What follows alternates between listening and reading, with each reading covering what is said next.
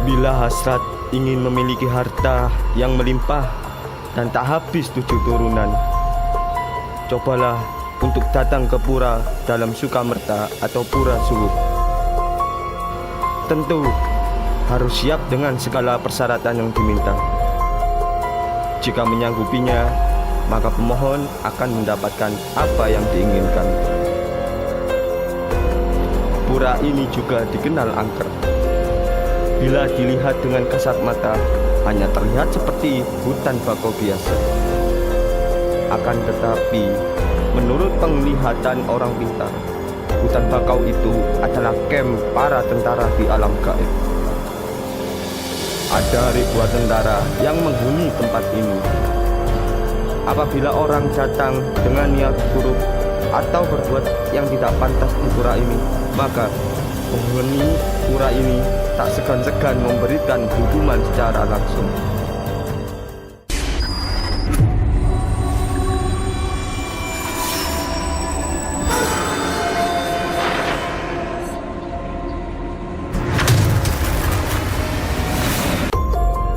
Pura dalam Sukamerta berlokasi di Banjar Tanjung, Intaran, Sanur Kau.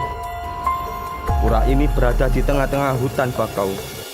Konon, pura ini dipercaya sebagai penjaga wilayah Sanur. Banyak makhluk halus yang menghuni tempat ini, sebab pura ini memiliki keterkaitan antara Pura Pangembak serta Pura Mertasari yang berlokasi tak jauh dari pura dalam Sukamerta. Getaran dan aura magis dari pura ini sangat terasa. Maklum saja, tempat ini konon dijaga ratusan makhluk halus dan selalu mengawasi setiap orang yang datang. Pura di sini, yang namanya Pura dalam Sukamerta ini erat hubungannya dengan sejarah berdirinya Sanur ini. Sebelum namanya Sanur, namanya beliau disebut dengan Intaran.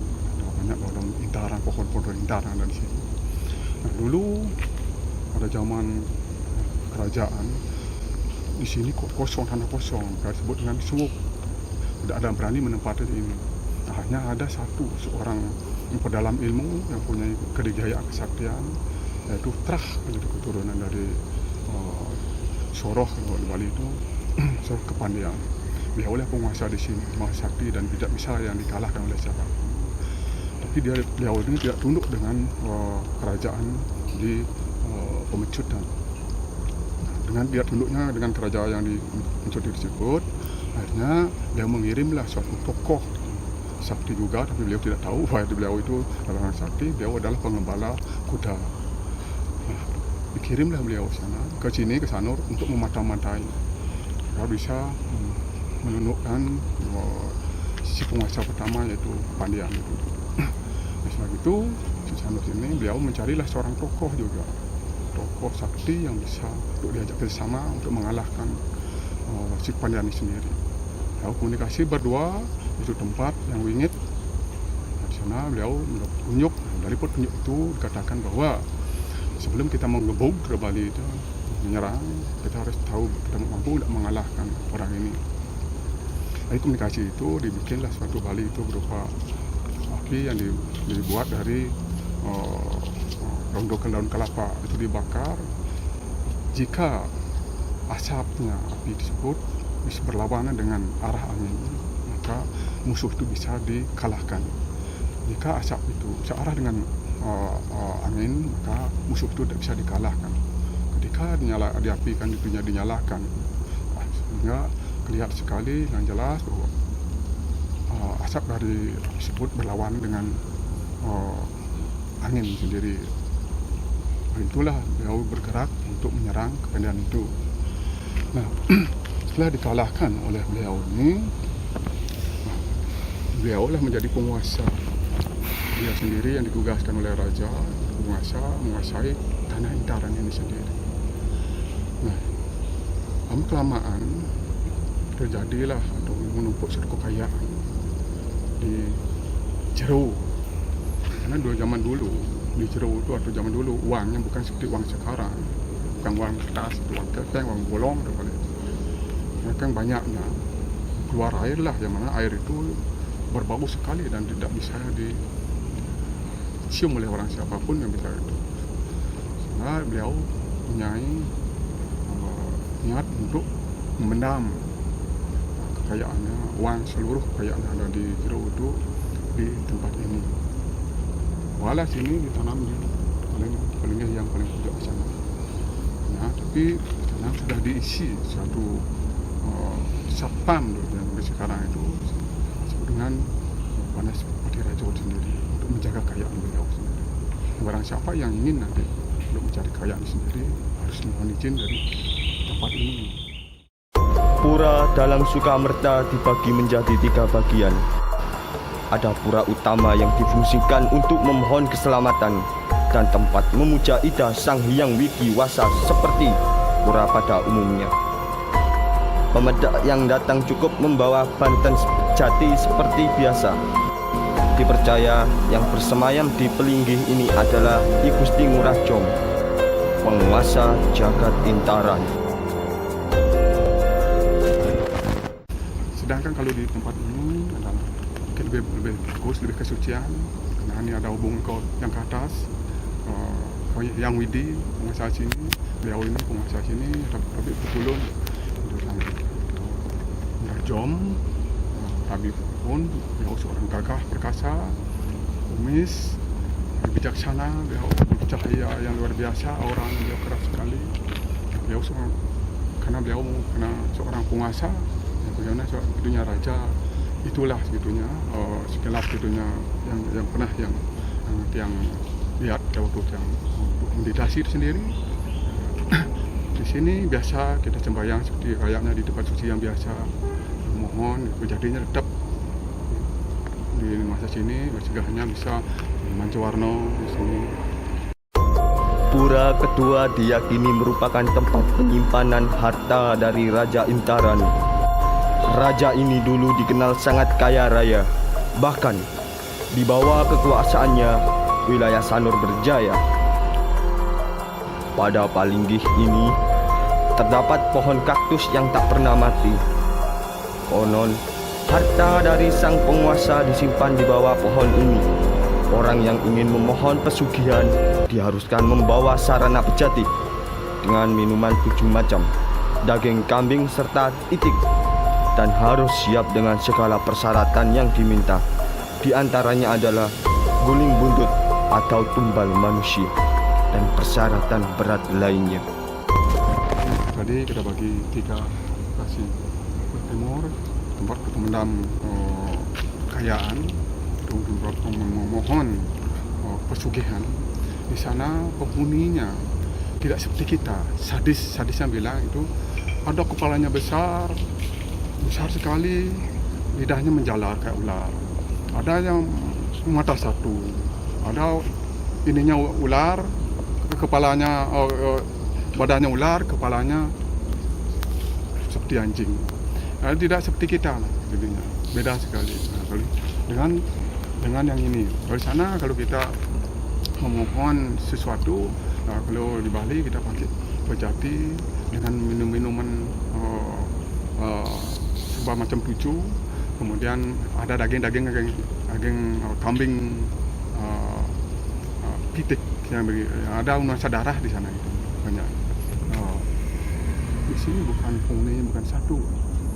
Ini juga apa yang kita minta kita dikasih, tapi sebelum kita dikasih kita jelas akan diuji kekuatan kita, kemampuan kita, apa kita layak mendapatkan itu. Dari sejarah sudah pernah beberapa orang memohon dan minta pesugihan itu dan benar-benar dia dikasih, tapi ada persyaratan tertentu yang dijalankan. Akhirnya persyaratan itu dijalankan oleh keluarga yang masih ada sekarang. Tapi dia itu mengorbankan anaknya sendiri. Kalau Bali itu guling buntut manusia kecil itu dikorbankan untuk dipersembahkan kepada penguasa di sini. Pada waktu itu dia punya anak kandung. Ada anak pengungsi dari daerah Karangasem, waktu Gunung Agung meletus. Kan tidak lama 63. Nah itu si bayi itu sudah ditandai yang mau dikorbankan, sudah ditandai dengan benang, mau dibikin malam upacara. Dia sudah melihat nyata bahwa yang diambil itu adalah bayi yang mau dikorbankan. Ini setelah diguling sekali itu, tahu anaknya sendiri korbankan. Nah, karena dia sudah memenuhi hidupnya sendiri, sekarang pun kekayaan itu masih diwariskan oleh keturunan, 7 keturunan. Pelinggih ketiga adalah tempat memohon ilmu kanuragan atau kekuatan dan meminta pengobatan. Pelinggih ini dihuni oleh jin yang menggunakan permata. Bila memohon di tempat-tempat ini, sarananya berupa sesajen yang serba mentah. Kalau di sebelah sana itu yang keras-keras, di sini masih yang lembut, yang masih bisa ajak komunikasi orang-orang yang di sana tidak bisa, jadi lebih sadis. Nah ya, kalau Sanur ini kenapa disebut dengan Sanur? Karena Sanur itu sebenarnya kan San dan Nur. San itu kan batu, Nur itu kan cahaya. Tentu Sanur yang disebut dengan batu ya bukan batu begini. Pasir pun bercahaya. Kalau orang punya kemampuan ini, dan ada cerita yang benar, bukan cerita pengalaman dari kepala saya sendiri, bahwa betul-betul bahwa pasir di Sanur ini memang percaya. Kenapa? Di sini banyak ada para pendeta-pendeta, mungkin di Bali paling banyak di Sanur. Hampir setiap hari Sanur ini diritualkan oleh pendeta-pendeta, perano-perano yang ada di Bali, sehingga mempunyai kekuatan luar biasa di Sanur. Sampai sekarang Sanur ini tidak masih disegani. Itu spiritualnya, keilmuannya. Kalau kita bilang orang Sanur, udah berpikir orang.